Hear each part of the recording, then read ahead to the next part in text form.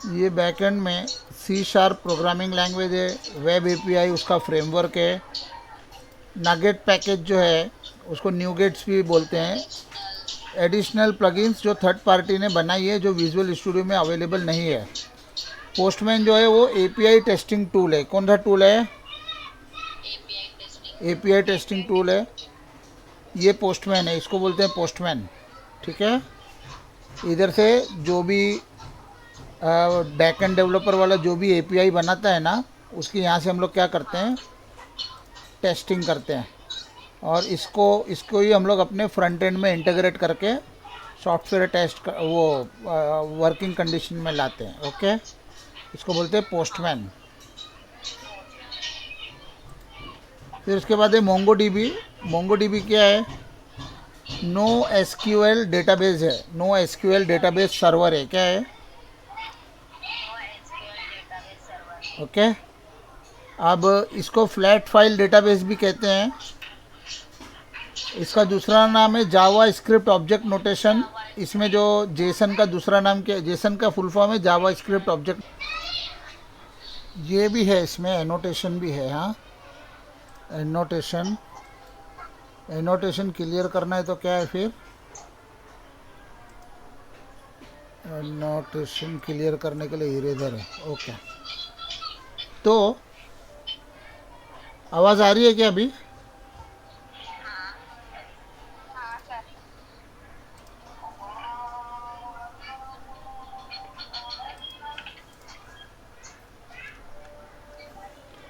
Postman API testing, sorry, Mongo dB के no SQL database है। ये फ्लैट फाइल डेटाबेस है। इसमें जो डेटा स्टोर होता है वो जेसन में होता है। किस में होता है? जेसन। जेसन का फुल फॉर्म है जावा स्क्रिप्ट ऑब्जेक्ट नोटेशन। जेसन को मोंगो डीबी कन्वर्ट करता है बीसन में, बाइनरी ऑब्जेक्ट नोटेशन में। ओके। फिर नो एसक्यूएल सर्वर है, सॉरी एसक्यूएल सर्वर है, उसको कहते हैं रिलेशनल डेटाबेस। क्या बोलते हैं?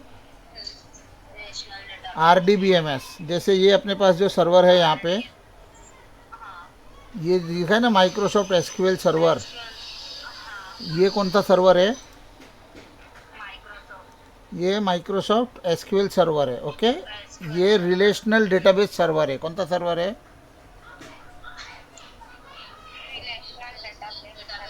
उसको कहते हैं आरडीबीएमएस। उसको कहते हैं आरडीबीएमएस। ये ओपन हो रहा है। पहले हम लोग का O2O इस पे चलता था पूरा। फिर हम लोग ने इसके ना कुछ डिसएडवांटेजेस है, और इसके एडवांटेजेस भी है और डिसएडवांटेजेस भी है। तो हम लोग ने अपना पूरा सॉफ्टवेयर यहाँ से माइग्रेट करके कहाँ पे लाए अभी? हाँ, मोंगो डीबी में लाए। कहाँ पे लाए? पहले अपना कहाँ पे था? एसक्यूएल सर्वर पे था। हम लोग ने अभी कहाँ पे लाए? उसको बोलते हैं माइग्रेट किए। हम लोग ने पूरा डेटा कहाँ माइग्रेट किए? मोंगो डीबी में। Now we are using Mongo DB as our database server. ठीक है। ये पूरा जो सिस्टम है इसको हम लोग कहते हैं क्या? बैकएंड। क्या कहते हैं? ओके। फिर अभी हम लोग फ्रंट एंड पे देख रहे हैं। फ्रंट एंड में सी शार्प है अपने पास, सी शार्प प्रोग्रामिंग लैंग्वेज है। बैक एंड में जो फ्रेमवर्क हम लोग डॉट नेट का यूज़ कर रहे हैं, उस फ्रेमवर्क का नाम क्या है? वेब एपीआई है। क्या है? उस फ्रेमवर्क का नाम क्या है? Web API. ओके। और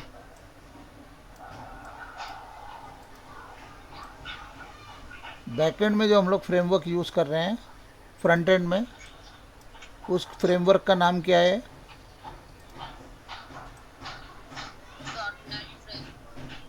blazer server, blazer web assembly. तो अपने पास दो चीज़ें हैं।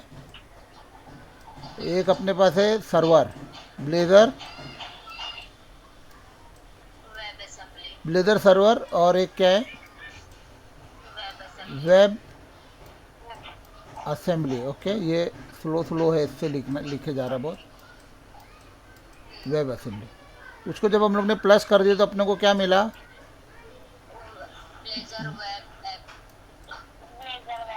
अभी हम लोग जो डेवलप करते हैं वो वेब ऐप में डेवलप करते हैं, ब्लेज़र वेब ऐप में, ठीक है।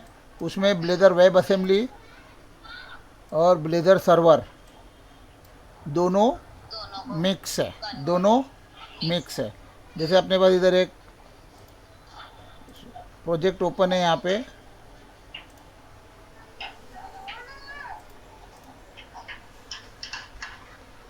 ये अपना एडमिन होम है।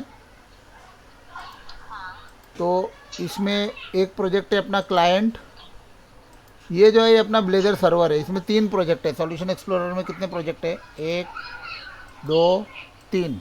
बट ये तीसरा प्रोजेक्ट मैंने क्रिएट किया। ये दो प्रोजेक्ट है, ये बाय डिफ़ॉल्ट क्रिएट हुए हैं। ये जो 2 प्रोजेक्ट्स है ये बाय डिफ़ॉल्ट क्रिएट हुए हैं। इसमें एक जो प्रोजेक्ट है वो ब्लेज़र सर्वर है। पहला प्रोजेक्ट कौन सा है?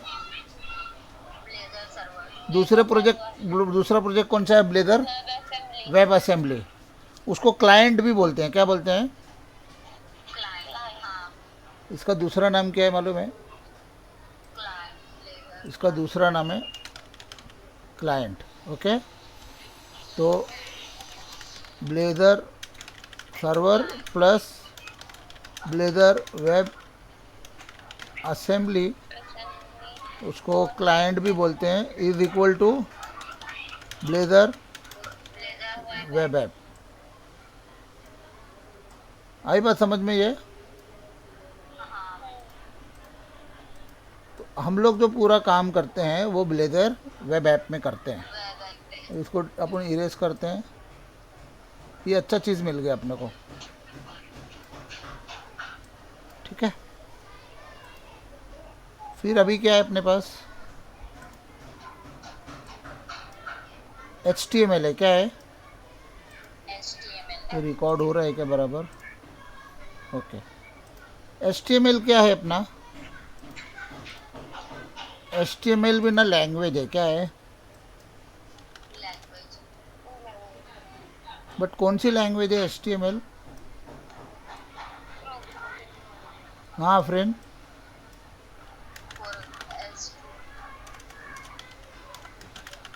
मार्कअप लैंग्वेज है। कौन सी लैंग्वेज है? HTML इज है मार्कअप, नहीं मार्कअप, मार्कअप लैंग्वेज है। कौन सी लैंग्वेज है? हाँ, आई बात समझ में। HTML मार्कअप लैंग्वेज है। इसमें जितने वेबसाइट्स बनते हैं ना, सब किस में बनते हैं? HTML में। HTML में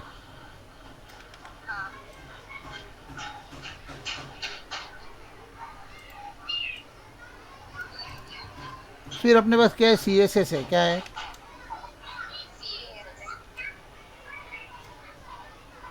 CSS क्या है? हम सब डाउनलोड कर लेते हैं। जावा स्क्रिप्ट लोगो भी डाउनलोड कर लेते हैं हम लोग।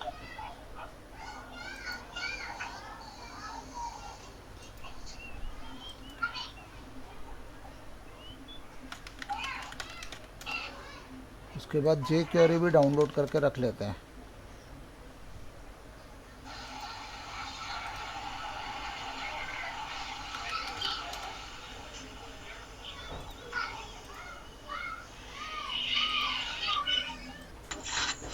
हाँ, ये CSS है, ये जावा स्क्रिप्ट है, और ये क्या है?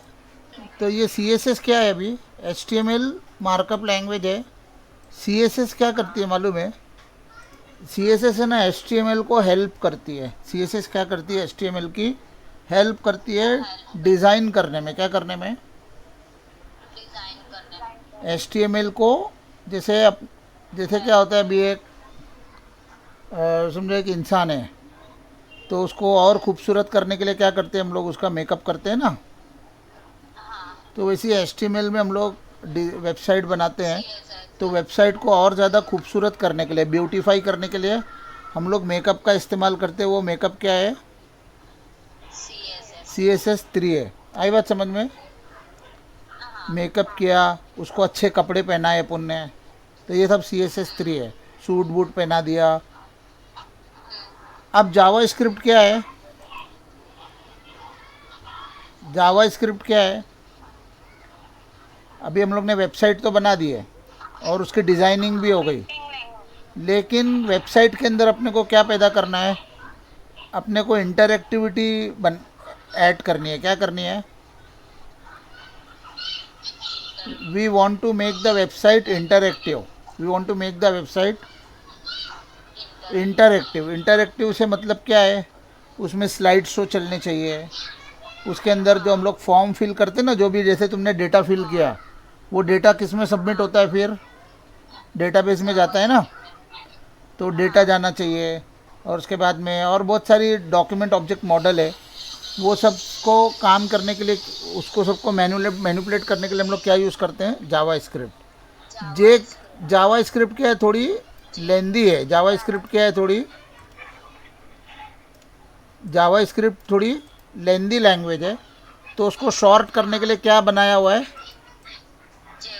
हाँ, जे क्वेरी जावा स्क्रिप्ट की, जे क्वेरी जावा स्क्रिप्ट की औलाद है। जे क्वेरी जावा स्क्रिप्ट की औलाद है, लेकिन वो क्या है? थोड़ा मॉडर्न है। आई बात समझ में?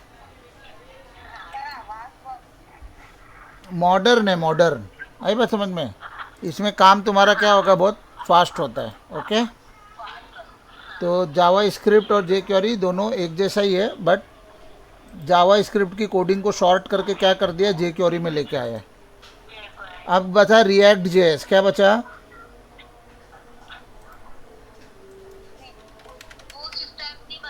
हाँ, बता रहा हूँ, बूट स्ट्रैप भी। ये रिएक्ट जेएस है। ये रिएक्ट जेएस क्या है मालूम है? जैसा ब्लेजर है फ्रेमवर्क, ब्लेजर क्या है? ब्लेजर क्या है? ब्लेजर, हेलो, आवाज़ नहीं आ रही क्या तो आप लोग को? आवाज बहुत ब्रेक हो रही ब्लेजर, ब्लेजर क्या है? ब्लेजर है। डॉट नेट फ्रेमवर्क है। क्या है वो? Dot net framework. हाँ, उसी तरह रिएक्ट जेएस है। क्या है? React JS. But react JS framework नहीं है। रिएक्ट जेएस फ्रेमवर्क नहीं है, वो एक लाइब्रेरी है। किसकी है वो? जावा स्क्रिप्ट की लाइब्रेरी है। किसकी है? जावा स्क्रिप्ट की। तो ये रिएक्ट जेएस भी किससे ताल्लुक़ रखता है अपना? जावा स्क्रिप्ट से। हाँ, जावा स्क्रिप्ट। आई बात समझ में? हम लोग एक काम करते हैं, रिएक्ट जेएस को भी इस तरफ ही ले लेते हैं और सीएसएस को इस तरफ ले लेते हैं। ओके, तो रिएक्ट जेएस भी किसकी लाइब्रेरी है? जावा स्क्रिप्ट की। तो जे क्वेरी भी लाइब्रेरी है, रिएक्ट जेएस भी है। बट जे क्वेरी जो है वो डॉक्यूमेंट ऑब्जेक्ट मॉडल को हैंडल करती है। रिएक्ट जो है वो पूरा क्या बनाता है? एक अपने को फ्रंट एंड का फ्रेमवर्क बना के देता है। जैसे ब्लेजर बना के दे रहा है ना अपने को फ्रंट एंड का फ्रेमवर्क, वैसा रिएक्ट भी अपने को क्या बना के दे रहा है? फ्रंट एंड का फ्रेमवर्क। क्या बना रहा है? फ्रंट एंड का फ्रेमवर्क बना रहा है। ओके, अब बूट स्ट्रैप है। अब क्या है बूट स्ट्रैप? क्या है नाहिदा, कुछ आइडिया है? जैसे जावा स्क्रिप्ट का फ्रेमवर्क है ना, रिएक्ट जेएस, जे क्वेरी, वैसा ही बूट स्ट्रैप किसका फ्रेमवर्क है? सीएसएस का। किसका? आई बात समझ में? जैसे जावा स्क्रिप्ट में बहुत सारी कोडिंग करनी पड़ती है ना अपने को, तो वो कोडिंग का टाइम बचाने के लिए हम लोग लोगों ने क्या किया है?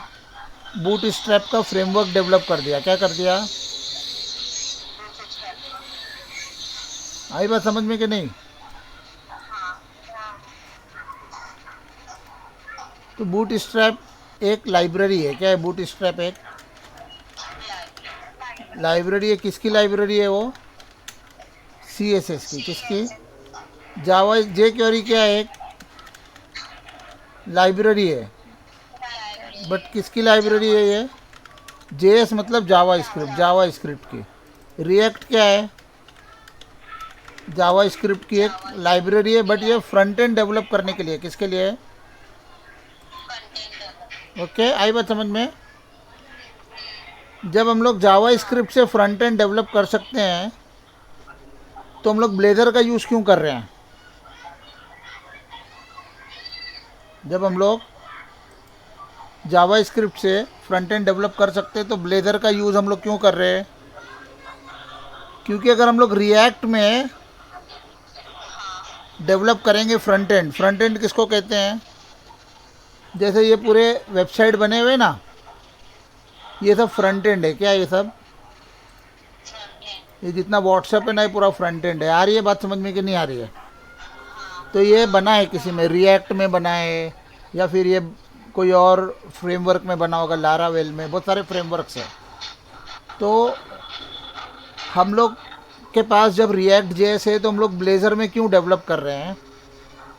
होता क्या है, जब हम लोग रिएक्ट जेएस में डेवलप करते हैं ना, तो अपने को जावा स्क्रिप्ट भी सीखनी पड़ती है और अपने को सी शार्प भी सीखना पड़ता है। 2 प्रोग्रामिंग लैंग्वेज सीखनी पड़ती है। कितनी? 2 प्रोग्रामिंग। लेकिन जब हम लोग ब्लेज़र करते हैं ना, तो ब्लेज़र जब अपन सीख लेते तो जावा स्क्रिप्ट सीखने की ज़रूरत नहीं है। अपन सिर्फ एक ही प्रोग्रामिंग लैंग्वेज सीखेंगे। सी शार्प क्या करता है, जावा स्क्रिप्ट का भी काम कर देता है और सी शार्प ब्लेज़र का भी काम। ब्लेजर का भी काम करता है। जब हम लोग सी शार्प सीख लेते तो अपन जावा स्क्रिप्ट का भी काम कर लेते हैं एक ही लैंग्वेज से, और ब्लेज़र का भी काम कर लेते हैं। ब्लेजर का लेकिन जब हम लोग रिएक्ट में आते हैं तो अपने को जावा स्क्रिप्ट भी सीखनी पड़ती है और अपने को सी शार्प भी सीखनी पड़ती है। अगर तुम सी शार्प यूज़ नहीं कर रहे हो, कोई और प्रोग्रामिंग लैंग्वेज यूज़ कर रहे हो, जैसे पाइथन सीखना पड़ेगा, या फिर जावा सीखना पड़ेगा, या फिर रूबी ऑन रेल्स सीखना पड़ेगा, या उसके बाद में फिर तुमको और बहुत सारी प्रोग्रामिंग लैंग्वेजेस है। हाँ, कोबॉल्ट है, कोबॉल बोल के एक प्रोग्रामिंग लैंग्वेज है, वो है। ऐसी बहुत सारी सैकड़ों प्रोग्रामिंग लैंग्वेजेस है। अपन डालेंगे ना सी शार्प के जैसी लिस्ट ऑल प्रोग्रामिंग लैंग्वेजेस करेंगे हम लोग, तो इतनी सारी प्रोग्रामिंग लैंग्वेजेस है। पाइथन है, जावा है, दिख रहे हैं, रूबी है, सी प्लस प्लस है, फिर उसके बाद में सी शार्प है, सी है, ऑब्जेक्टिव सी है, डार्ट है, पीएचपी है, बहुत सारी प्रोग्रामिंग लैंग्वेज है। आई बात समझ में? तो अपने को क्या है, इतनी सारी प्रोग्रामिंग लैंग्वेजेस है जितनी दिख रही है, ये सब प्रोग्रामिंग लैंग्वेजेस है, दिख रही है। फिर नीचे भी है, ऐसा बहुत सारी प्रोग्रामिंग लैंग्वेज है, सिर्फ 10-12 प्रोग्रामिंग लैंग्वेज नहीं है। दुनिया में बहुत सारी प्रोग्रामिंग लैंग्वेज है। कुछ प्रोग्रामिंग लैंग्वेजेस फेमस हो गई है जिसको लोग यूज़ करते हैं, बड़ी बड़ी कंपनीज उसको यूज़ कर रही है एंटरप्राइज एप्लीकेशन बनाने में। तो उसमें से एक प्रोग्रामिंग लैंग्वेज कौन सी है? सी शार्प है। सी शार्प के कंपटीशन में जावा है, पाइथन है, आई बात समझ में, पीएचपी है। हम लोग अगर हम लोग पीएचपी में जाते हैं, किस में जाते हैं, पीएचपी लैंग्वेज सीखते हैं, या हम लोग जावा सीखते हैं, तो उसके साथ अपने को ये भी सीखना पड़ेगा, रिएक्ट। रिएक्ट। आई बात समझ में, अपने को जावा स्क्रिप्ट भी सीखना पड़ेगा। लेकिन अगर हम लोग सी शार्प सीखते हैं तो अपने को दूसरी लैंग्वेज सीखने की ज़रूरत नहीं है। एक ही प्रोग्रामिंग लैंग्वेज सीखो, वो प्रोग्रामिंग लैंग्वेज जावा स्क्रिप्ट का भी काम कर देगी, वो प्रोग्रामिंग लैंग्वेज रिएक्ट जेएस का भी काम करेगी, वो प्रोग्रामिंग लैंग्वेज जे क्वेरी का भी काम कर देगी। इसका मतलब ये नहीं है कि हम लोग को जावा स्क्रिप्ट की ज़रूरत नहीं पड़ती है। कभी कभी हम लोग को जावा स्क्रिप्ट की भी ज़रूरत पड़ती है, क्योंकि जावा स्क्रिप्ट में भी बहुत सारे कोड ऐसे हैं जो सी शार्प में नहीं रहते। तो उस केस में हम लोग क्या करते हैं, ब्लेज़र के अंदर जावा स्क्रिप्ट को भी रन कर सकते हैं। ब्लेज़र में क्या खासियत है, अगर कोई कोड ऐसा मिला अपने को, थर्ड पार्टी कोड जो जावा स्क्रिप्ट में, तो वो भी हम लोग ब्लेज़र में रन कर सकते हैं। लेकिन ब्लेज़र का कोड हम लोग रिएक्ट में रन नहीं कर सकते। अगर हम लोग ने सी शार्प नहीं सीखा, और तो हम लोग को किस में काम करना पड़ेगा, रिएक्ट में, जावा स्क्रिप्ट में और जे क्वेरी में। और सी शार्प की जगह पे हम लोग कौन सी प्रोग्रामिंग लैंग्वेज यूज़ करेंगे, जावा, पाइथन जावा और बहुत सारी लैंग्वेज है, ठीक है, पीएचपी, रूबी ऑन रेल्स। तो जब हम लोग सी शार्प सीख लेते हैं तो अपने को ये सब सीखने की ज़रूरत नहीं है, या बहुत ही कम ज़रूरत है। इसका मतलब ये नहीं है कि इसका नॉलेज नहीं, इसका नॉलेज रखना है अपने को। लेकिन सी शार्प इतनी पावरफुल है कि उसमें ब्लेज़र सर्वर और ब्लेज़र वेब असेंबली और ब्लेज़र वेब ऐप है, जो कि फ्रेमवर्क है डॉट नेट के, वो किसका काम करते हैं, रिएक्ट का। किसका? आई बात समझ में? और ये सब यूज़ करके हम लोग क्या करते हैं, फ्रंट एंड बनाते हैं। क्या बनाते हैं? आई बात समझ में? अभी जैसे फ्रंट एंड मतलब मैंने एक वेबसाइट का डिज़ाइन बनाया है अपना o2o.in, ठीक है। ये o2o.in है। इसको हाइट कैसा करेंगे, परमानेंटली हाइट करना है तो हाँ। अभी ये o2o.in जो बना है ये पूरा CSS और HTML में बना है। किस में बना है? CSS और HTML। CSS, HTML और जो अपन वेबसाइट बनाते हैं वो भी हाँ, O2O में जो CMS से वेबसाइट बनाते हैं वो। जो o2o में CMS से वेबसाइट बनाते हैं वो ब्लेजर है। वो पूरा क्या है, वो C# है, ब्लेजर है, HTML5 है, CSS3 है, बूटस्ट्रैप है, जावा स्क्रिप्ट है, सब मिक्स है। उसमें रिएक्ट नहीं है। उसमें रिएक्ट नहीं है। आई बात समझ में? रिएक्ट छोड़ के उसके अंदर सब है, प्लस उसमें ये भी है पूरा, ये सारी चीज़ें है उसमें। मोंगोडीबी नहीं है उसमें, मोंगोडीबी नहीं है। उसके बजाय क्या यूज़ कर रहे हैं हम लोग? SQL server. आई बात समझ में? तो ये तुम लोग को मेरे ख्याल से आज के लिए काफ़ी है, इतना फ्रंट एंड और बैक एंड में। अभी मैं तुम लोग को कोड दिखा देता हूँ, C# का कोड कैसा होता है। ये सब जो कोड है ना यहाँ पे अपने पास, जैसे अभी इसमें ना एक ये जो कोड लिखा है ना, ये C# का कोड है। कौन सा कोड है? ओके, आई बात समझ में नाहिदा? ये कौन सा कोड है? C# का। अच्छा, एक और चीज़ है, अभी हम लोग ने इतना सा कोड लिखे, 3 लाइन लिखे। कितनी लिखे? 3 लाइन का कोड लिखे। तो अपना बटन एक काम करता है, मैं बाद में बताऊंगा क्या बटन है वो। लेकिन अगर यही कोड अपने को किस में लिखना है? रिएक्ट में लिखना है। किस में? तो अपने को 10 से 12 लाइन का कोड लिखना पड़ेगा। कितना? 10 से 12 लाइन। ओके, इतना इजी है C#। ओके, इसलिए अपन C# को अपन ने चूज़ किया है और ब्लेजर अपन ने चूज़ किया है फ्रंट एंड। तो ये था तुम्हारा C# का कोड। इसी तरह जो आफरीन जो कहा, अभी मैं यहाँ पे इसमें बहुत सारे कोड्स है C# के, और तो अपने बहुत सारे प्रोग्रामिंग किए C# में। तो ये बड़े कोड है पूरे, ठीक है। ये सारे बड़े कोड्स है, ये पूरा C# का प्रोग्रामिंग कोड है।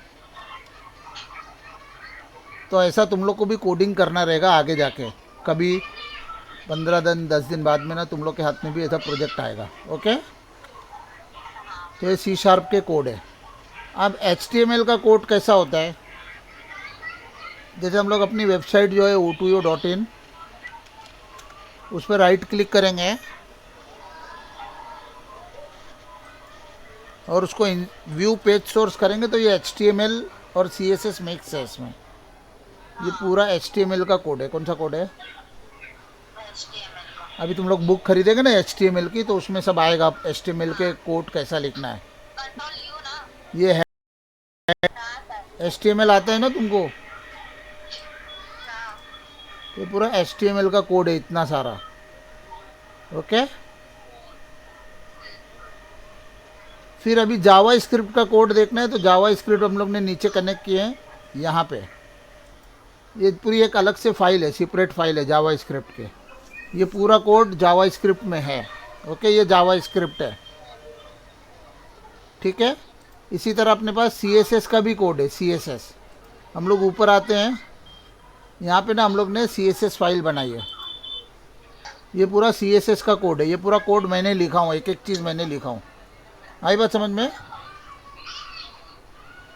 हेलो, मीटिंग से निकल गए भाई। 1 घंटा हो गया लगता ना, इसलिए। ठीक है, बाकी का भी अपन कल करेंगे। अभी के लिए इतना काफ़ी है। ओके आफरीन, तुम वो काम कंटिन्यू करो अभी अपना। और तुम्हारे जो वीडियोस है ना, HTML के वीडियो के लिंक भेज रहा हूँ मैं। तुम लोग दोनों है ना आज HTML देखेंगे, 1 घंटे के पूरे वीडियोस देखेंगे। आफरीन तुम भी, और इससे पहले जो वीडियो पोस्ट किया वो भी देखोगे, लेकिन काम होने के बाद में। आफरीन तुम काम होने के बाद में देखोगे।